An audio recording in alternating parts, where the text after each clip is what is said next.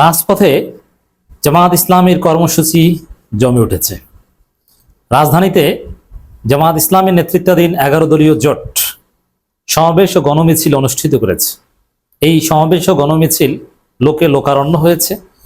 বিপুল সংখ্যক রাজনৈতিক নেতাকর্মী এবং জনগণ অংশগ্রহণ করেছে এবং জনগণের এই ব্যাপক সাড়া দেখে, বিরোধী দলের ব্যাপক তৎপরতা দেখে, তাদের বডি ল্যাঙ্গুয়েজ দেখে সরকারের টনক নড়েছে এবং নাসিরউদ্দিন পাটোয়ারী, শফিকুল ইসলাম মাসুদ, রাশেদ প্রধানরা সরকারকে যে ভাষায় যে বার্তা দিয়েছেন, এতে তারেক জিয়া সরকার ভয় পেয়েছে।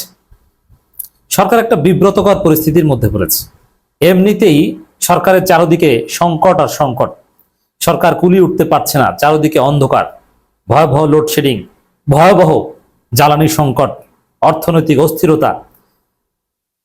বিশ্বব্যাংক, IMF টাকা দেওয়ার কথা বলেও এখন আর টাকা দিতে চায় না। মরার উপর খাড়ার ঘা। এর মধ্যে আবার বিএনপি সরকার মব করছে, মব প্রশ্রয় দিচ্ছে, ভিন্ন মত দমন করা শুরু করেছে। অ্যাক্টিভিস্ট, ফেসবুকে লেখার অপরাধে গ্রেপ্তার করা হচ্ছে। এই পরিস্থিতিতে রাশেদ প্রধান, নাসিরউদ্দিন পাটোয়ারীরা যে বার্তা দিয়েছেন, এটা সরকারের জন্য ভয়ের কারণ। দেখেন, জামাত এই সমাবেশ এবং গণমিছিল করেছে, এতে যে সরকারের টনক নড়েছে, এতে যে কাজ হচ্ছে তার প্রমাণটা আমি দিই। মনে রাখবেন যে বিরোধী দলের কোনো কর্মসূচি দেখবেন যে সরকার যদি রিয়াক্ট না করে, যদি বলে যে হ্যাঁ এটাও তাদের অধিকার করতেই পারে, তাহলে বুঝবেন যে এই কর্মসূচির কোনো গুরুত্ব নেই। যদি রিয়াক্ট করে তাহলে বুঝবেন যে না, কাজ হচ্ছে। যেমন সংসদ থেকে যে ওয়াকআউট করা, কিছু কিছু ওয়াকআউটে এতে বিএনপির কিছু আসে যায় না, এজন্য এইসব ওয়াকআউটকে তারা অ্যাপ্রিসিয়েট করে। যেমন রাষ্ট্রপতির ভাষণের দিন যে জামাতের একদম প্রথম দিন, সংসদের প্রথম দিন যে ওয়াকআউট, এটাকে কিন্তু বিএনপির লোকজন মজা করেছে, এনজয় করেছে এবং অনেকটা খুশি হয়েছে। ওই ওয়াকআউটে তাদের কিছু আসে যায় না। এবং এর পরের ওয়াকআউটেও বিএনপি সরকার বলেছে, সরকারের লোকজন বা ট্রেজারি বেঞ্চ থেকে বলা হয়েছে যে ব্যাপার না, ওয়াকআউট তাদের অধিকার, আপনারা করতেই পারেন। কিন্তু তারপরের ওয়াকআউট নিয়ে প্রশ্ন তুলেছে যে এটা কেন বা এটা উচিত হয়নি। এর মানে ওই ওয়াকআউট কাজে লেগেছে, কেন ওটা হিস্ট্রিতে কোডিফিকেশন হচ্ছে।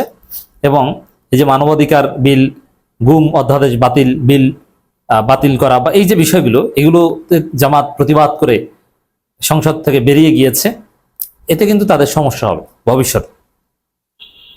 ঠিক তদ্রূপ বিক্ষোভ মিছিল, রাস্তার পাশে মিছিল, মানববন্ধন, এতে যদি কোনো প্রভাব না থাকে জনজীবনের উপর, এবং বিশেষ করে এগুলোর একটা প্রভাব থাকে যে জনগণ বিশ্বাস করতে শুরু করে যে এই সরকার খারাপ, এই সরকার ভালো না,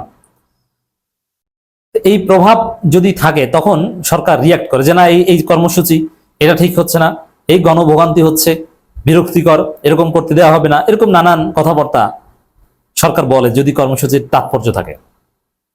এখন কিন্তু বিএনপি সরকারের লোকজন, বিশেষ করে বিএনপির যারা অ্যাক্টিভিস্ট, তারা আজকে দেখলাম যে জামাতের যে এই সমাবেশ এবং গণমিছিল, এই গণমিছিলের ছবি শেয়ার করে নানানভাবে এটা স্ক্রুটিনাইজ করে তারা ব্যাখ্যা দেওয়ার চেষ্টা করছে যে এই যে গণভোগান্তির কারণ করছে, এই যে জামাত এত বড় গণমিছিল করছে, এত বড় প্রোগ্রাম করেছে, রাস্তা আটকে সমাবেশ করেছে, এতে তো জনগণের প্রচুর ভোগান্তি, এই অমুক জায়গা যান, তমুক জায়গা যান।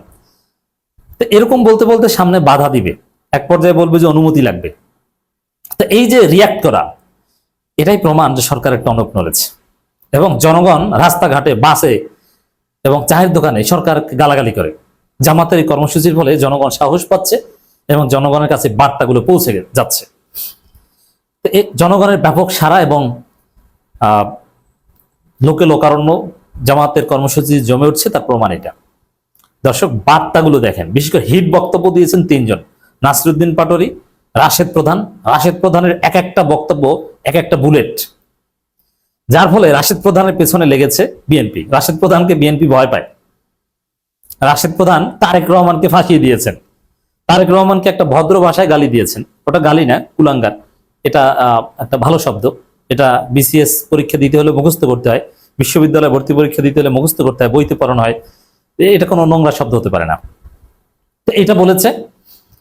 যেমন অনেক খারাপ শব্দ আছে, সন অফ বিচ বা এরকম অনেক গালি আছে খারাপ, বাস্টার্ড, এগুলো কিন্তু বই পুস্তকে নাই বা ভর্তি পরীক্ষা কিংবা BCS এর জন্য মুখস্থ করতে হয় না, ওগুলো অশালীন।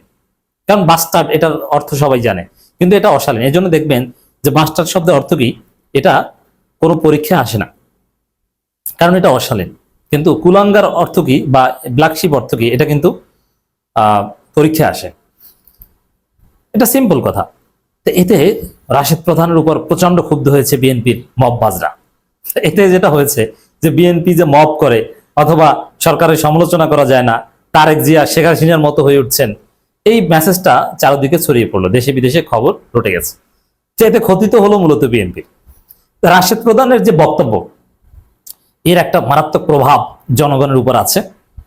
জনগণ উদ্বেলিত হয়, জনগণ উত্তেজিত হয় বিএনপির বিরুদ্ধে, তিনি জনগণকে জাগিয়ে উঠাতে পারেন।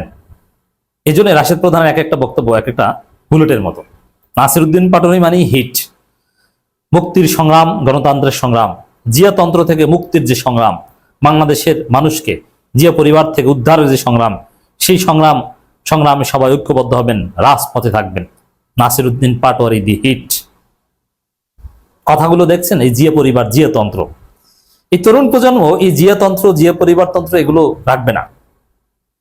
এবং এই যে তারেক রহমানের বাসভবনের নিচে বাংকার বানানো, টানেল বানানো নিয়ে যে কথাবার্তা হচ্ছে, আমার মনে হয় না যে এইসব বাংকার টানেল মানেল বানাতে পারবে। কারণ ভেরি সিম্পল, আপনি কেন বাংকার বানাচ্ছেন, টানেল বানাচ্ছেন? আপনি কি পালাতে চান, বাংকারের ভিতরে ঢুকতে চান? নইলে কেন এই সুবিধা রাখছেন? এর মানে নিশ্চিত যে আপনাকে একদিন পালাতে হবে নাকি? এই প্রজন্ম অনেক চালাক এবং এআই দিয়ে ছবি বানিয়ে প্লাপান ট্রল করছে যে বাংকার থেকে তারেক রহমান বের হচ্ছে আর সামনে হাসনাত আব্দুল্লাহ বসে আছে, যে ধরবে, শিকারী বসে আছে। সরকারের আচরণে গণবিরোধী সরকারের বহিঃপ্রকাশ 11 দলীয় জোটের নেতাদের মূল বার্তা এটা যে এই সরকার গণবিরোধী সরকার। তাদের কথাবার্তা ঠিক নেই, তারা জনগণের বিরুদ্ধে অবস্থান নিয়েছে, জনগণের রায় ম্যান্ডেটকে মানে না, ক্ষমতা এসেই তারা ফেসিস্ট হয়ে যাচ্ছে। এবং জনগণ 11 দলীয় জোটের এই কথা বিশ্বাস করছে এবং বিশ্বাস করাচ্ছে। সরকারের আচরণে গণবিরোধী সরকারের বহিঃপ্রকাশ ঘটছে বলে মন্তব্য করেছেন বিরোধী দলীয় জোটের নেতারা। গণভোটের রায় বাস্তবায়ন না করে উল্টো বিরোধী দলকে দমনের চেষ্টা হলে জনগণকে সঙ্গে নিয়ে কঠিন লড়াইয়ের হুঁশিয়ারি দিয়েছেন তারা।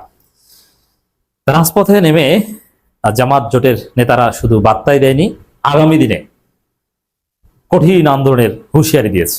এই আন্দোলন হজম করার মতো কোনো সক্ষমতা বিএনপি সরকারের নেই। সমাবেশে জামাত ইসলামী নায়েব আমির এটি মাজহারুল ইসলাম বলেন, সেই গণভোট আপনারা ক্ষমতায় গেলে বাস্তবায়ন করবেন, এই ওয়াদা জনগণকে দিয়েছেন, আর সময় আসার পর ফেসিস্ট হয়ে ওঠার চেষ্টা করছেন।